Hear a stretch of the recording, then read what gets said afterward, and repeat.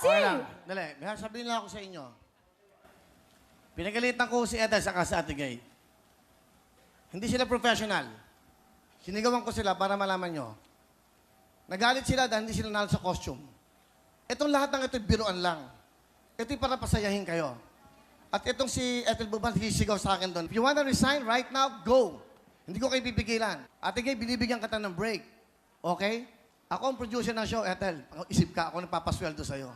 Magrespeto ka. Ito ang naging maanghang na pahayag ng Wawa Willie host at producer na si Willie Revillame noong February 28, Huwebes, sa di umano'y mainit na konfrontasyon na naganap sa dressing room sa pagitan niya at ng kanyang dalawang co-hosts na sina Ethel Buba at Ate Gay. Nagugat di umanong insidente nang magbiro si Willie tungkol sa costume ni na Ate Gay at Ethel sa mini-concerto segment ng Wawa Willie. Style ko talaga yan? Style yan. Pati yan, pakita mo. Talaga may butas. Oo, ginagaya mo lang si Ann Curtis eh. Ano to? Bakit mo kami kino-compare doon? Eh bakit mo? Ba't kasi Hindi to ano. We're talking about talent, not sing it. Come on. Ngayong gabi, ang isa sa 2 taong sangkot sa iskandalong pinag-uusapan ng buong bayan ngayon. Handa nang basagin ang kanyang katahimikan. Ate Gay sa kanyang pinakamatapang na pagharap. Eksklusibo! Ano na nangyari? Kumusta?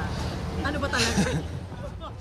Ay, okay lang naman ako eh. Ang pangit lang doon, para kami isang pamilya nagkaroon ng problema. Siyempre, ang tatay, si Willie, pinagalitan lang kami.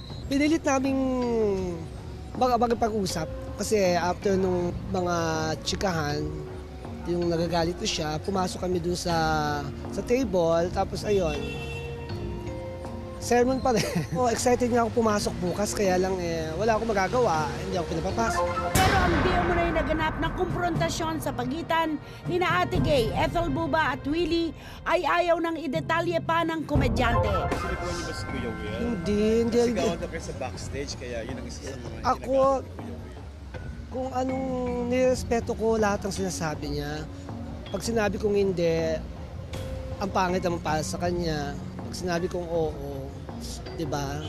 Parang ang pangit naman para sa amin. Kilala ako ng mga kaibigan ko, lalo na ikaw. Hindi ako ganun tao. Pero sa gitna ng gusot na ito, higit na nangingibabaw ang respeto at pagmamahal ni Ate Gay kay Willie at sa kanilang programa. Natural lang magdamdam ako, pero hanggang dun lang, hindi naman ako... Andun ang respeto kay Willie. Mabait siya. Ako, lagi ko sinasabi sa TV, umiiyak pa nga ako. Dahil ramdam ko na mabait siya. Gusto ko lang sabihin, mahal na mahal ko ang Wawa Willie. Na-experience ko dito ang matulog ng gabi at gumising ng nakangiting araw para sa normal na buhay. Para sa normal na nagtatrabaho. Si Kuya Willie, minahal ko siya because of Wawa Willie dahil ang pagtulong naman sinusuklian din namin, kaya tulungan lang. Sa huli, hangad pa rin ang komedyante na muling makatapak sa programa at magbigay ng walang patid ng ngiti at saya. Umaasa ako, lalo pat ginawan ko ng paraan kami ni Ethel pumunta doon, kaya lang wag muna kasi siyempre fresh pa yung init ng ulo. Lahat po ng sumusuporta ng Wawa Willie, patuloy niyo pong suportahan dahil ang dami namang natutulungan ng Wawa Willie. Doon sa mini-concerto noong Huwebes ng hapon, nang maganap ito, Huwebes ng tanghali, talagang mas karapat dapat na manalo si Ana Feliciano dahil kinarin niya talaga pinagsunugan ng kilay yung kanyang performance. Na dapat ay maintindihan dahil noong namang sinundang araw ay si Ethel naman ang nanalo. Ako nakausap ko ng personal si Willie talaga. Ang kinasyak niya, yung pagsigaw sa kanya ni Ethel na para bang hindi man lang siya nirespeto bilang main host, bilang producer, at bilang mas nauna at may napatunayan na sa kanya. Niliglig pa siya eh. Akala niya kasi Nung nangyari yun ay, may sa mga, backstage. may mga taong nakarinig. Marami. Hinawakan siya sa kamay dahil sabi ni Willie, akala daw niya nagbibiro. Ano ba, Ethel? Nagbibiro ka ba? Hindi naman competition to. Bakit ba ako ginaganon, ha? Ba't ba ako ginaganon? Sabi raw, kita mo nagagalit na sa akin. Yung ganon. Si Ate Gay naman, parang ni-name drop lang siya ni Ethel na, kita mo si Ate Gay, ang ganda-ganda ng costume, pinatalo mo. Parang ganon. And knowing Ethel, hindi pa sapat yung pagbigkas ko ng kung paano niyang binitiwan yung salita kay Willie. Yun lang yun. So hindi talaga nagbibiro? Kasi baka Hindi. akala ng mga tao, baka isipin nila, gano'n naman talaga si Ethel, Oo. makuda. Ganyan. Parang hindi yung gano'n, nag-ookrayan Oo, sila. nag-ookrayan Parang sila. gano'n. Kaya parang na, ano si Willie na, bakit ganito? Akala ko ba pagpapasaya ng mga taong amihanga rin? Nung pala meron siyang mga ganyang, ano, di ba direct? Nagre-react ba siya dahil natalo siya? O nagre-react siya Direct, dahil sa totoo. Ann Curtis comment? Hindi direct. Una natalo sila ni Ana. Parang ina-expect niya. Noong namang tanghaling yun, talaga si Ate Gay na nagsabog na ng candy, kinanta ang May mamang pailaw pa yung, sorbetero. may pailaw pa yung gown niya. Sinturado naman talaga si Ate Gay. Ako naman nakapanood. Si Ethel naman, 1,000 beses na niyang kinantay luha ng ages. May bago pa ba doon?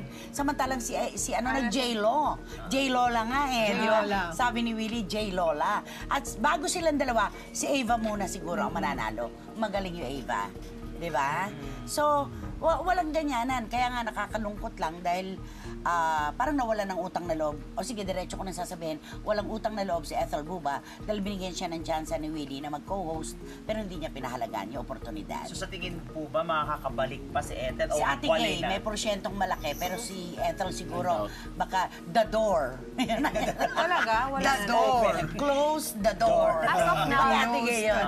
As of now, Nay, yun. Ikaw, Nay, kilala mo naman talaga si Willie, di ba? You're very close. Pag sinabi ba niyang, kunyari, sa ngayon, hindi muna niya gustong katrabaho si Ethel, will that be something that will carry on forever? Or pwede pa yung magbago? Si Ami, nakasama rin si Willie. Ano tong batang to parang ang yabang-yabang, parang ang tigas-tigas. Lahat yan, pagpapanggap yan. Dahil sa tunay na buhay, si Pusong Willie mamon. malambot, pusong mamon. Kaya niya siguro kung merong Bridge. manghihimasok at aayusin ang problema. Kung meron pero kung wala, tuloy-tuloy na ito. You know what is Baka so it'll strange? take time. Yeah, and you know what's so strange? Kasi ang dami pa rin namintas kay Willie dahil doon sa statement na Yes, sa TV, direct, no? totoo. You can look at it both ways. One way is that nangyayari rin kahit sino yun, kahit sa akin na yung pagbugso ng damdamin Yes, direct. na kailangan ilabas mo.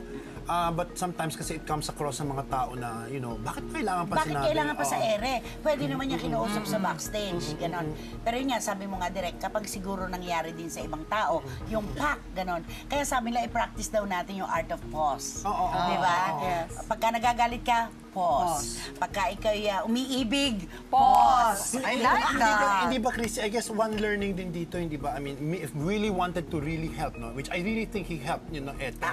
Sometimes you help the wrong people. Hindi ba? Ay nako, direct, sinabi ko na sa kanya yan. Ay nako, pipiliin mo at saka ingatan mo. Kita mo, tumaya na naman siya sa maling kabayo. Madalas naman mangyari sa kanya yan Well, it happens kasi, you know, it happens. Lahat naman tayo, at some point or the other, yung sa pagnanais natin makatulong, kuminsan tayo pa ang napapasama. Yes, totoo yan, direct. Tinulungan mo na, binigay mo na ang lahat, ikaw pa ang masama, dalahin na nila yon, hindi na ni Willie. Sana lang sa Okay. insidente na to, makita na ni Ethel kung ano yung tinuturo Yeah, sa Ethel. kanya na. Yeah. Tinuturo sa kanya Oo, ng nanghihinayang. universe, Ang ng galing-galing mo pa naman ni pagkakataon. Ethel. Meron, kinakasok siya dito Naalala mo tayo nung nagsimula yung yung... Lahat maalala pa, lahat wish tayo yung parang, atin. wow, Ethel. Oo, di ba? Nice time. Sana, Napaka-happy masaya, natin may para sa oportunidad, kanya. di ba? Puro sana tayo. Ayun, nauwi sa sanga. Ayan Okay, na. mga kapatid, ang bilis na